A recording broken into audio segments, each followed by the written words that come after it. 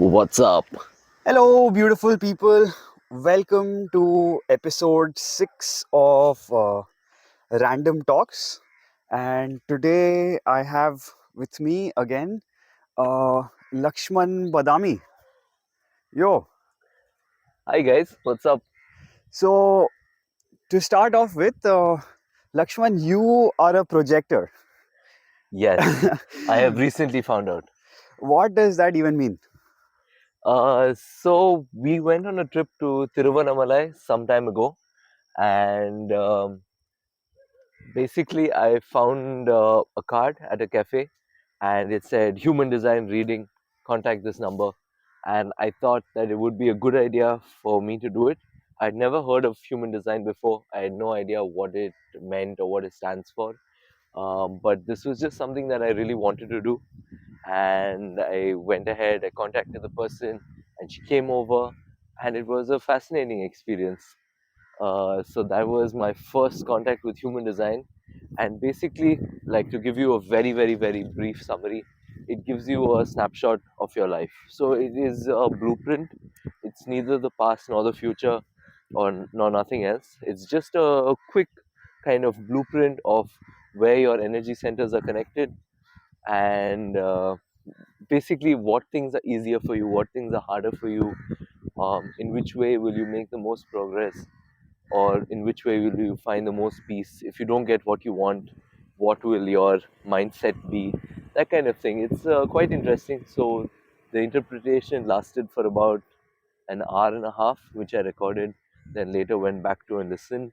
It was fascinating. So I am a projector. But what does that mean, actually, that you are a projector? So basically, for me, what I was told is that it means that I can see the issues in other people's operations, or see the issues in the way that other people do things very Mhm. easily, and I can find ways to fix it. So I am a solutions man. I can, like, identify issues and find solutions for them extremely easily, even before the person who has those issues ever knows about it. Something like that. Okay. And would you say that this human design thing was actually interesting and it kind of like gave you some insights that you maybe didn't have before? Kind of. I mean, it's I so I've been introspecting on my life for a very long time, and I'm always questioning, like, what am I doing? Are we in the right field? Are we doing things to the best of our capacity? How much is too much, and that kind of stuff. So I don't think the human design thing changed anything, like, very fundamentally. So it wasn't like a huge change in the way of operations, but it gave some sort of, like, clarity on, just this kind of, like, yeah, like, this is how it is supposed to be, and this is how I can go forward. And it's a really good talking point. So yeah, it was interesting. It was interesting. Okay. So, on the topic of design, Yes, you have done your architecture from Denmark, yes, I have. Yeah. right? And we've had some conversations where, uh, like, talking about some things that interest you. Correct me if I'm wrong, but you're kind of interested in organizing how people live. Yes, that's true. Okay. So, what kind of ideas do you have? Like, not what you're doing at the moment, but Yeah, like, say, in the future, yes, 10 kind of. years down the Yeah. line, 20 years down the line, maybe at a global scale or wherever. So I mean, my biggest interest, in terms of, like, human spaces and human sort of habitation, is prefabrication, and just sort of simplifying the way that we can, like, put homes together, make it easier for people to find accommodation in cities, make it easier for, like, cities to build accommodation. So these are some things that I see as challenges. Just the fucking way that people learn how to build homes. It's a fairly simple task that's made extremely complicated, and I feel like, as technologists, we can, like, simplify it and make it easier for people. So that is, like, one major major task, and from that, the entire cityscape, the entire way of organization of the city also gets improved. So it's like some sort of best practices that can be put into place in a lot of different areas. So these are things that I've been thinking about, this as well as sustainable technology in terms of energy production, micro hydro and stuff like that, as well as urban transit, not like your super expensive metro rail projects, but maybe something smaller, lighter, simpler than that. A lot of bicycle infrastructure, a lot of like cycling around, walking around, being free, fresh air, clean water, a lot of sunlight coming through, and also building fairly dense human habitation so that we don't take over all the forests and all the land on earth. So you have humans living together, shops close by, things that they need nearby, easily constructed buildings. They have more freedom for like the things that they want in life. It's like probably the way to go. Okay, so that's on the infrastructure side of it. Yes, But you have currently been involved in the human side of it, yes, right? absolutely. You have been in the process of getting humans to stay together in some format Yes, for a few years now, 2 years yeah, now, yeah. It's been about 3 years three now. years Yeah. now. Okay, and how has that journey been?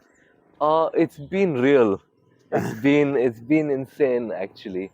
Because yeah, so just to give you guys some context, we're talking about a hostel in Bangalore, which we've been running for the last 3 years. It's called Be Animal. Check it out. So essentially, what we're doing is we have 30 beds. We have two mixed dorms and one female dorm, and every night there are 30 people staying with us. Sometimes it's the same people staying with us for many days. But basically, it's like a short term accommodation. It's like a stopgap type thing. People coming to the city for like an interview or for work or to search for a flat, yada yada. And each person brings with them their own issues, their own energy, their own thoughts, feelings. And most of the time it's peaceful. Some of the times it's like a little bit crazy. So it's like a lot of, yeah, it's a lot of people and a lot of interaction. All right. So, what are some of the most interesting experiences that you've had with your hostel guests? I think like for me the most beautiful ones are when like people connect with each other beyond us. Mm, So just the space gives them a platform to make new friendships, and like we are not in control of those friendships. It's something like as completely like extra to who I am, mm, and just all the beautiful connections that we've created in the world thanks to just having this physical space. Just putting up this infrastructure has helped hundreds and hundreds of people connect with each other and mm, form possibly lifelong friendships, partnerships, mm, whatnot. There are many, many couples who found each other in the hostel. And like these are the things that make me feel like, oh wow, like we mm, weren't really like wasting our time here. Uh, there is something like very, very long term that has already come out of this place, even though it's only been operating like a little while. So that was like one of the most beautiful things. The other thing is that like people are like, I don't know, deeply screwed up in a way, especially post like the whole COVID pandemic lockdowns and stuff. We've noticed a lot of people with like pretty severe like mental issues, kind of roaming around from place to place, hostel to hostel, and usually we try and like weed them out. We like try and make sure that we're not like sort of dealing with too many of these people. mm. But yeah, sometimes we've kind of had to like go through some difficult times dealing with people like this, and there's nothing you can do about it. It's just part of the way it is. Yeah, I mean, So, did you always have an idea that you're going to do something like a hostel, or how did this happen? no, absolutely not. I thought I was going to be working in an office, probably an architecture office or some other kind of office. I really didn't know like what life would hold for me.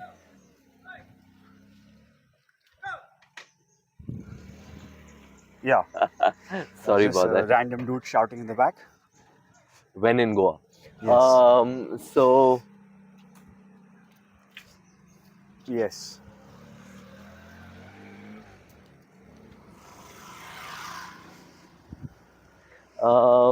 yeah, I thought I was going to be working in an office doing like regular middle class stuff. Um, And then we started a travel company a few years ago. First, we started a non-profit, then we started a travel company. We were running tours for like people to kind of access India. Okay, Then before you go to that, what is the non-profit?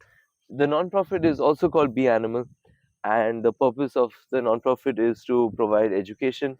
So basically, through our activities, we're helping people access knowledge about the world and about like sustainability and how they can apply like sustainable principles in their everyday life. So Hmm. that's like maybe core of what we do, because like our basic thing is that we can't tell people what to do. We can just provide knowledge and build understanding.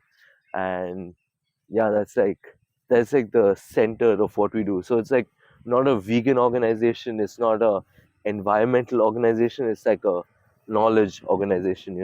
Hmm. So to the best of our understanding, we put ideas across, kind of bounce them off people, and Hmm. if they click, then we expect people to like make the best decisions that they can.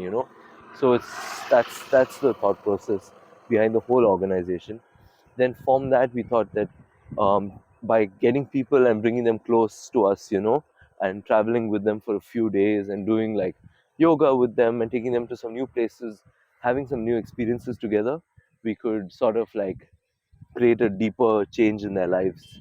So that was also a thought, and that we did for about a year. So we had 5 trips during this year, and then from there, the hostel became another part, like a new sort of venture. And then from the hostel, we have a dessert brand now.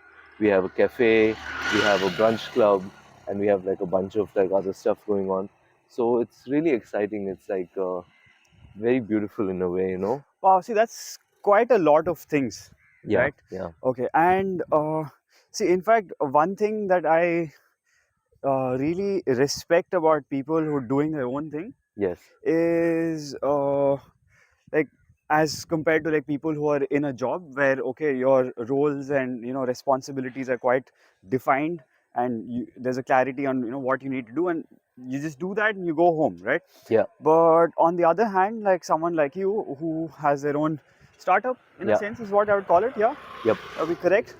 So, like, you have to think of a problem, you have to think of a solution by yourself, Yes. and you have to think of viability, you have to think of finances, you have Yeah. to figure out how to fund it, you Yeah. have to figure out how to run it, you have to solve problems on the fly. Yes. You also have to hire right people, you have to keep them, and you have to manage them. There's like already quite a lot of domains, I mean, and marketing, like getting people to your service or product. So that's Yes. quite a few things which is actually already going Yep. on, right? So For sure. that's uh, that's an interesting thing that I really started to admire more recently about people who kind of doing their own thing, Yes. you know. So that's quite a thing, right? So how did you kind of manage to do all of that, as compared to maybe other people who are not able to figure out all of these things? I think it starts with the decision. Like if you're asking very fundamentally between this or an office job, it starts with the decision to do your own thing and then to kind of take whatever good and bad comes with that decision. So I think that's like step one. And then step two is to never give up or to know when to give up, more like. But in our case, we've just been iterating, we've been doing other things, and we've been managing our money very much like a family would manage. So in sense that there's a very like strong intuition about how much we're spending. Like even if we're not budgeting every penny, we like have a good understanding of like, okay, I'm like spending way too much, or like, I'm not spending enough on this. And then trying to balance things and trying various things and seeing what works and what doesn't work. So I'm just giving very general advice that you can apply to any business. But if you ask me, like, what were the challenges or difficulties in an operation method like this, I think that, yeah, it's like you just kind of have to understand and spend time thinking instead of doing. So you have to like plan first and then act second. And that's probably the golden rule. Hmm. Okay, so first when you started the hostel, Yes. right? So, did you, how much, like, did you have the finance to start a place? Like, what are the main, financial things that were involved in starting a place like Right. this? So essentially, our first thing, like once we knew that we wanted a hostel, we went scouting. So we found the property that we needed, and that property came with certain like parameters. You know, the cost of the monthly rental, as well as the deposit, as well as like everything else. So we had like a very good number on that, and then we started costing everything else in the project. And I'm very good with like Excel sheets and like planning and stuff. So that was the first plan. You know, was to Mm. figure out like, is this viable for us? So we ran some numbers and we're like, yes, this is a good business, you know, a solid traditional very kind of low risk type of business. Let's do it, you know. So that was like one initial thought, and then after that we kind of created like a portfolio, you could say. So we created like some sort of plan that we could send to investors. And then the next step was like to dissolve our ego and to like just send it to people, you know, people who we felt would be ready to invest. So we were giving them roughly like market rate interest at the time. And we basically just send this out to like people with money, and we ask them like, hey, you know, like instead of putting your money in the bank or in like a fixed deposit or something like that, how about you give it to us, and we will return it to you in yada yada amount of time with this much interest. And like it was like a fair deal on both sides, you know, like we needed the cash, and they needed some extra interest. So that was great, and the amount wasn't too large. So if the amount was like super huge, it may have become difficult, because this is the first business that we were doing in this type, and we didn't really have a track Like, record. ballpark, how much would it be? Like, We raised about 15 lakhs. okay. Yeah. So that's not a lot of money. That's Yes, like the that's a, size. That's yeah. the amount that you pay for like a mid-range car, you could say. Yes, yes. But this was like a very frugal business, you know. So Mm, the outcome was very beautiful, but we planned everything very smartly, and we used a lot of mm, recycled stuff, and it was planned in phases. Not everything came at the same time, so right. it was a lot of like expenses after that. So we have spent more than 15 lakhs on the entire project. It's just that a lot of that money came from money that we earned from the place, and not the Mm, initial startup capital. right. And about 7 lakhs of the entire startup, which is half of the 15 lakhs, is in the deposit of the house, which means that when we leave that particular property, we get that money back. Right. So we calculated first. We sucked up our ego. We sent out these things to people.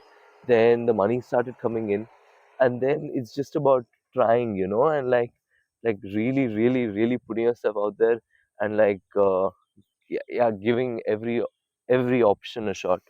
Mm, So that happened. And then we had about a month to set up the place, do the painting, and get everything done. And we were like, we really pushed it. And India is like a hard place to get things done.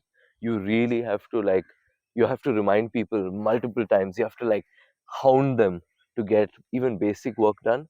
And that for me is very weird, you know, because like I'm the kind of guy, like I say something once, I cut it off my list. Like once I've passed on the information, I cut it off my list. mm, But that's rarely how things get done in India, and that's something that both myself and Vanessa, like, it's something we have to keep reminding ourselves about, you know. mm. Yeah. All right. So you said it was like this low risk sort of business and Yes. stuff, but then something interesting happened, which you probably could not have imagined, that after you started, a little while later, the pandemic started. Yeah, yeah, absolutely. Right. And somehow many of the established places folded their business, Yes. yet you managed to pull through, and I would say now you have a successful, well running business. Yes. In fact, you have two businesses, right? Yes, that's right. Right. So, how did that happen? Were you just lucky, or are you better, or like, what's the secret? um Neither lucky nor better, I would say. I feel like we just didn't give up because we had so much riding on this, Mm, and just the cost for us to give up was higher than other people. And each company, each business has its own circumstances. So right. I'm not really in a position to comment on anyone else's circumstance, but our circumstance. like our specific circumstance was that we were not in a position to give up. So that was not our first option. Our first option was to like look around at the market and see that like, yeah, human beings are still around. They still require like a whole bunch of things, Mm. and let us try and give them what they need. So if people are at home and they want dessert, like let's make dessert for them. Mm. So it was kind of like that. Like we really like looked at what can we provide, what can we provide given the restrictions, and how can we earn enough to pay our rent and like maintain our like dignity. Mm. And it started from that, and the pandemic like was drawing on, and there was no clear end in sight, and we had like questions about ourselves, and like, should we close the business, should we give up, should we like pack everything up, get like regular corporate jobs, do other things. And despite all that, somehow like we managed to pull through. Like if the pandemic had maybe lasted another 6 months, it might have been a bit harder. But Mm. somehow like things let up when they did. Things got easier, and overall the entire picture improved. Okay. Yeah. So, and I've seen like through the course of the last couple of years, now Yes. that you have had, well, in some sense, I would say maybe three successful businesses that you have been running. Like you have doing the hostel, and then somewhere along the way, you started a cake brand, Yes. which you were selling Yes. and distributing, Pudu and cakes. Pudu Yeah. cakes. Yeah. And then you also now started a cafe, Yeah. right? And the brunch club, if you Ye- like want to include that, because Okay, as a community, that's pretty right, huge as well. Yeah. right. So, so that's like four projects or Mm. Yeah. businesses, right? Uh, so I have also noticed that there have been many people in starting a vegan business who have come to you for kind of like advice or Mm. suggestions, or just to kind of get your perspective on their business plan and things like Yeah. that, right? So how's that been? Like, what are the kind of things that you've noticed with respect to other people's thought processes, and like what are the good things some people do, what are some of the dumbest things that they do, right? Yeah. I mean, what hurts me the most when I see this kind of stuff is that there's so much money wasted on businesses that I know will fail immediately. That like people put in like lakhs and lakhs or sometimes even crores into businesses that you can like put a sticker on it and be like, this is going to fail. So that's what hurts me the most. The people who come to us, I would say in general, they do not have like a very well hashed out idea. Like just an idea is not enough for a business. Like Is when this you a temple or something? it is, yeah. Can we hang around Yeah, here? we can. Yeah, awesome. Let's park our asses here. Yes. So when people come with an idea, when people come with a concept, it's not enough to just like say like I have an idea. You have to like should we park our bombs here? Yeah, we could do that. So you have to also sketch out your plan and put some numbers in it and mix it all together and see if it makes sense. And that's the only way that I or anyone else can evaluate your business plan. So that's something that people don't do, and they're like, I have an idea. I'm like, great, but I need to see it on paper.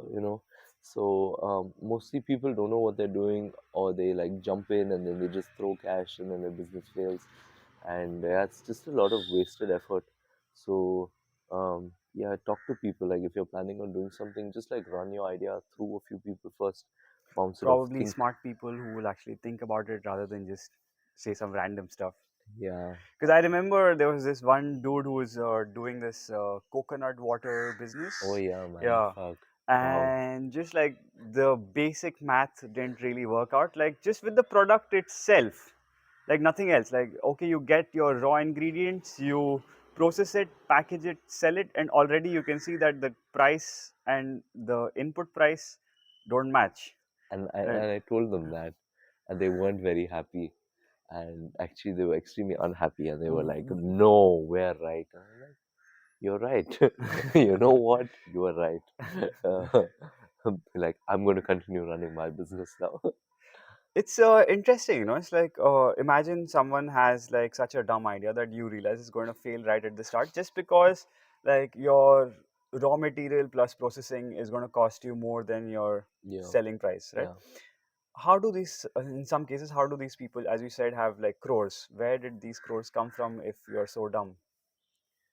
Uh, I I don't know if they have crores. Do they have crores? Not the coconut water guys. Those Not the guys cook. seemed fairly broke. I mean, to me, and I'm guessing they would have lost whatever else they had, but by now. But some of the other people, you said, they have a lot Yeah, more money to put in, and yeah, how do those yeah. guys? I mean, some families are extremely rich and they place bets at a very high level. So that means that apart from like traditional manufacturing industries, they will try like some vegan restaurant that will have a substandard menu and some standard chefs, and that will fail, and their core businesses will still continue to do well. So it's like very hard to from the outside to look at the financials of any kind of business unless it's the coconut water guys. You really don't know. Like with 20 staff, a big restaurant, a big menu, what kind of money are these guys making? Just because you see them in like some swanky three-story building doesn't mean that they're even profitable or at all. So it's extremely hard to like look from the outside. Inside, sometimes you think somebody's profitable, they're not. Sometimes you look at somebody and you're like, probably makes like 50 rupees a month and they're like making lakhs. So it's Hmm. hard to tell really. But if you observe very carefully and if you do even basic maths in your head, you may figure it out. It's really, really that simple. Hmm. All right. And okay, now switching gears completely, you got married. Yes, I did. And in fact, I am here in Goa for his marriage celebration. Woohoo! Yes. So tell us a bit about that, no? And but before he says something about that, to give you some more context to that, I would say you and Vanessa are probably one of the most kick-ass couples that I personally know of. And to add to that, like, not to shit on other people, but I have not really seen that many examples of like kick-ass couples, unfortunately. Yeah. So what's your secret, man? How are you managing this side of life as well? You seem like you're acing everything, Lakshman. Thank you, bro. Yeah. I I don't know. I think like the non-relationship wise, I had a very strong like basis in reading philosophical books, works when I was very young. So I spent a lot of time in the library, and I think I absorbed a lot of information from that point, and I was intrinsically curious. So I would say that that was the say pre 15-year-old type of build up. Like if you want your kid to like be smart, just push them into a lot of books. Like you don't push them, just give them access to it and see what happens. So for me that was like very, very influential. I think like meeting Vanessa was like a fluke or a stroke of luck. It was just like sort of meant to happen in a way. And even compared to like other couples, like even though I know the insides of our own relationship, we hardly fight and we hardly have any disagreements. Mostly because we both know how to like deal with people well, and I know how to deal with people well, and I make my life easy as far as possible. So I think that's like one of the secrets you could say, is to like think before acting, and just to like kind of calm before like doing something stupid or saying something stupid or making dumb decisions, that kind of thing. So that is like one. And I just generally don't appreciate drama in my life, so I try not to like fight or make a scene. Helps. Nice. Yeah. and Nice. and we are very compatible, so like that compatibility is like say god given. Like I don't think that can be like manufactured or managed. I mean, can be managed. So the management part is like onto the two people who are part of this. The overall compatibility part is like something that I don't think it's a fix, but when you find the right person, you can make it work. Hmm. Okay. But like, yeah, I've seen a lot of people struggling once they do get together, Yeah, having a pretty bad time. right. Why do you think that happens? I think it's because of misalignment of goals. Hmm. So two people are coming with like a lot of like baggage and a lot of ideas and a lot of other stuff in their head, and I think that like just by writing it down again, I find that hugely helpful. Just like what do you want? What do I want? Like as soon as the relationship is like beyond a certain level of seriousness, I think it's good to like hash out like exactly what each partner wants, so that there's no room for miscommunication. Mm. So that's extremely important. Apart from that, like a lot of people stick on to relationships because they feel like they'll never get a chance to get into another relationship again, which is extremely toxic. And like you don't want to be doing that. Like trust me, you don't want to be doing that. If you feel like it's not the relationship for you, or if you feel like you're not comfortable with the other person, have a word with them and then drop it. Like don't continue something that's like already not working out. It just doesn't make any sense. Okay, Yeah, awesome. So you recently also got back from Bali, I did. Yeah. and you've been making these plans of having multiple homes across the world. You Yep. want to share something about that? Yeah, so I mean, like just like anyone else, we also want more freedom and more flexibility and more like beauty, more good food and whatnot in our life, you know. And these are some things that we value a lot, like especially the people and the kind of like crowd around. So we've seen that like Bali fits in with a lot of things that we enjoy, and Europe fits in as well. Mostly because like Vanessa's from Europe, and I do feel like a lot of interesting technology and a lot of like cool stuff is happening there as well, and a lot of amazing stuff and possibilities are happening in India as well. And I enjoy being here, and she enjoys being here. So it's kind of like we're planning like some sort of like a nomadic life, like a slow nomadic life, having multiple homes, spending time in different regions of the world, and kind of like building, um, I don't know, sort of like a deeper understanding of the world through this is Hmm. my goal, and more possibilities, more fun. Nice, awesome. Yes. So I think that's good enough for today. Is Yeah. there anything that you would like to share with whoever's going to watch this before they go? If you have watched all the way till here. Yeah, I would say that like there's um the challenges are good, but they're like, a lot of Indian families, or a lot of families, they glorify struggling and struggling for no reason, and that's absolutely unnecessary, and it's completely pointless. And just struggling for the sake of struggling, or being poor for the sake of being poor, is absolutely like dumb. It's not really part of the game plan. That doesn't have to be a part and parcel of like your success story. So um there there are quotes from like all sorts of people saying many things about regarding chilling in life, or relaxing, or planning and doing other things, and it's like it's all bullshit. Like whatever I found is bullshit. Like our life is super relaxed. So just generally, we work about maybe 5% of what the average person works, and we earn about 5 times more than the average person earns. So um, if you put a little bit of intention and brain into like what you're doing, I think you can like break that sort of paradigm, and you can do things in a much better, more efficient way. So I think don't take that kind of advice at face value. If there are any like young people out there listening to this, um, you can like plan it out for yourself and then put it into action. You don't really need to listen to like these this kind of advice. Hmm. Yeah. Awesome, man. Oh, thank you so much, Lakshman, for Thank joining you, me. Vishnu. Oh, oh.